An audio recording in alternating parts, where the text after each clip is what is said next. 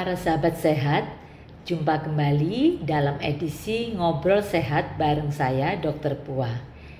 Kali ini kita akan membahas mengenai salah satu komplikasi daripada operasi. Apa itu? Kita akan berbincang-bincang mengenai infeksi luka operasi atau sering dikenal dengan istilah ILO, jadi singkatan ya, ILO ya, infeksi luka operasi.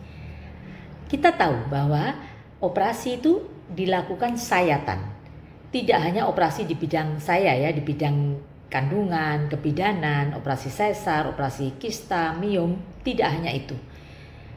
Sejawat bedah ataupun dokter umum sekalipun bisa melakukan operasi, katakanlah penjahitan, orang kecelakaan, robek, dilakukan penjahitan. Atau misalkan membuang tumor jinak semacam uci-uci, itu pun juga disebut operasi. Tapi ada istilah minor, ya operasi kecil, moderat, operasi sedang, dan mayor, operasi besar, begitu ya. Kita tidak membahas masalah operasi itu kecil, sedang, besar, tidak ya. Tapi penting di sini kita ngobrol untuk mencari tahu, untuk waspada begitu tentang infeksi luka operasi, yaitu tadi sudah saya jelaskan di depan, komplikasi akibat bakteri ataupun kuman ya masuk ke area bekas sayatan operasi itu ya. Kapan itu bisa terjadi? Mulai dari hari ke-5 sampai hari ke-30. Jadi jangan heran, dokter pada waktu kontrol pertama seminggu itu katanya bagus. Lah kok hari ke-10 di rumah kok tiba-tiba keluar nanahnya, kok jadi merah, kok jadi bengkak. Nah ini ya, jadi sekali lagi infeksi luka operasi bisa terjadi mulai dari hari ke-5 sampai hari ke-30 pasca operasi. Kalau ngomong gejala, oh itu gampang banget ya, kelihatan bahwa merah seperti ruam begitu, bengkak, nyeri tentunya ya, nyeri. Kemudian kalau dipegang di daerah itu terasa panas ya, dan juga badannya bisa demam. Nah ya, jadi pasien mengeluh demam atau gergesi gitu ya. Kemudian yang khas itu keluar cairan seperti nanah atau kuning atau kehijauan dari luka itu, dan biasanya berbau ya, berbau busuk begitu ya. Jadi sekali lagi gejala-gejalanya itu kalau dalam istilah kedokteran tetap kalor ya, panas ya toh, terasa panas begitu, rubor, kalor, dolor itu nyeri begitu ya. Kemudian rubor itu merah begitu ya.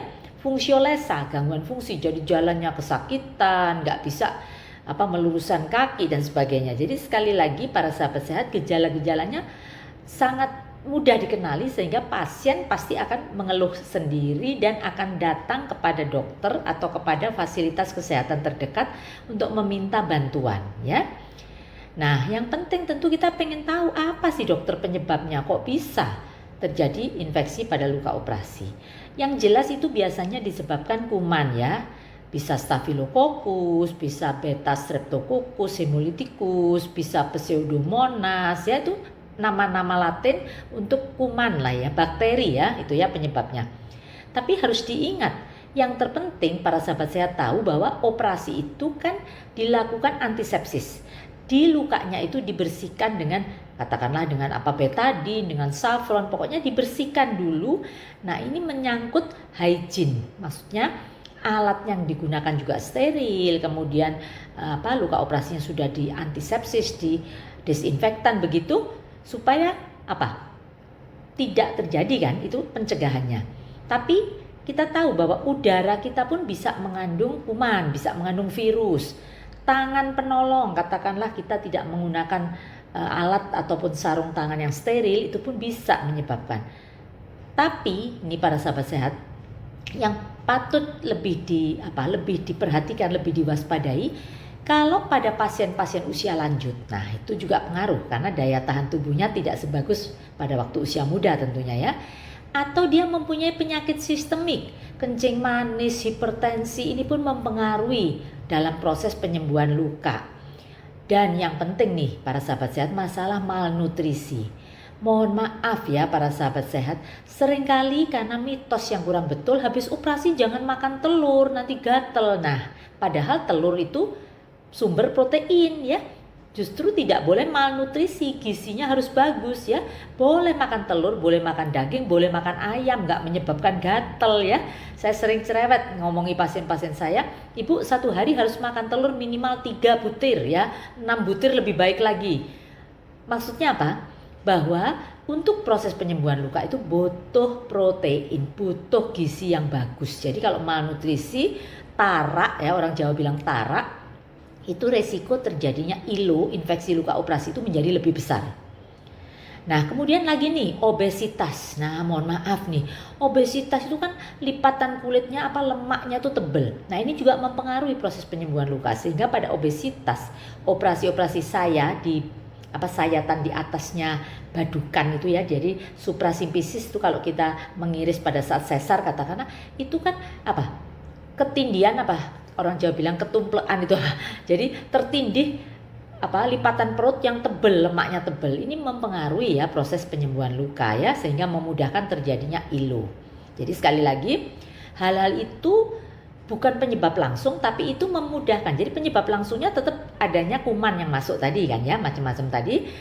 Kemudian dipengaruhi oleh hal-hal yang sudah saya sebutkan ini, mulai dari obesitas, malnutrisi, penyakit-penyakit penyerta, dan hygiene ya. Takut nggak berani mandi. Kebalik ya, kalau habis operasi harus mandi di sabun yang bersih sehingga lukanya tidak infeksi ya. Jadi alat yang digunakan udah steril, tangan penolongnya sudah steril, tapi karena pengaruh mungkin udara dan sebagainya ditambah kebersihan badan atau hygiene itu tidak bagus, itu memudahkan terjadinya ILO. Nah, kalau kita sudah tahu penyebabnya, kita sudah tahu gejalanya, sekarang apa yang dilakukan ya? Kalau kita mengalami ILO ya jangan terus diam aja di rumah, jangan ya. Harus segera konsul kepada dokter bedah Anda. Kalau Anda operasi dengan saya, katakanlah kembalilah kepada saya.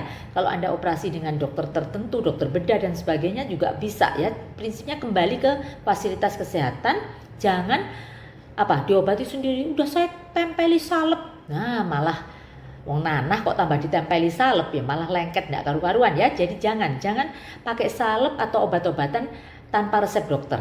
Lebih baik Anda kembali kepada siapa yang operasi Anda untuk dilihat apakah ini memang termasuk ILO ataukah ini supaya ditata laksanai dengan tepat.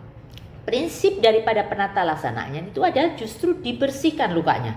Kalau perlu malah dibuka, kalau dia masih ada jahitannya malah dibuka benang jahitannya supaya nanah itu tadi keluar ya. Justru bukan malah ditumpangi salep ya. Jadi sekali lagi, rawat luka itu prinsipnya adalah terbuka. Jadi dikeluarkan semua nanahnya, kemudian kalau diberi antibiotik obat minum itu supaya bisa masuk ya. Kalau itu masih tertutup nanah tidak dikeluarkan, walaupun diberi antibiotik dosis tinggi nggak bisa merasuk ya obatnya ya. Jadi sekali lagi para sahabat sehat, kalau waduh dokter kan sakit, nah dokter kan punya teknik tertentu bagaimana membuat tidak sakit. Kalau perlu dengan pembiusan lokal atau bagaimana, tapi yang jelas prinsipnya harus dibersihkan dari nanah lukanya itu, kemudian kalau perlu penjahitan dibuat luka baru ya, itu tekniknya bagaimana dokter yang paham. Jadi sekali lagi para sahabat sehat ya, kita berharap semua luka operasi bagus ya. Saya bersyukur walaupun era BPJS jangan ada merasa mohon maaf ya, aduh dokter kalau pakai BPJS nanti obatnya jelek. Salah ya, BPJS pun kami perlakukan dengan baik, obatnya sama kita beri yang bagus, benangnya pun sama kita beri yang bagus ya. Tapi kalau terjadi ILO itu bukan karena dia bisa bayar atau pakai asuransi atau pakai BPJS, bukan. Tapi ada faktor-faktor yang sudah saya sebutkan tadi. Prinsipnya itu adalah komplikasi akibat masuknya kuman bakteri ke area bekas luka sayatan tadi itu ya. Apalagi kalau sudah berkali-kali operasi disayat di tempat yang sama ya, sesar bisa 3 kali, bisa 4 kali di tempat yang sama, buka tutup kan pasti banyak perlengketan. Itu pun bisa mempengaruhi proses penyembuhan luka. Yang paling penting kita ngobrol ini, saya ingin menekankan sekali lagi, jangan tarak kalau habis operasi. Harus makan yang bergizi tinggi, cukup protein, gizi seimbang supaya penyembuhan lukanya bagus ya. Kemudian yang kedua, hygiene. Jangan takut terus tambah ditutupi kresek, gak pernah mandi. Salah, justru harus mandi yang bersih, disabuni supaya tidak terjadi sekunder infeksi ya. Karena terus terang para sahabat sehat, jangan dianggap remeh ILO ini. ILO ini bisa menyebabkan komplikasi. Nah, komplikasinya apa? Selulitis tahu ya, infeksi pada daerah kulit, abses itu masih ringan. Tapi kalau lebih parah lagi bisa sepsis. Nah, kalau sepsis bisa tetanus. Jangan sampai ya, mohon maaf, jangan sampai hanya gara-gara operasi yang kecil.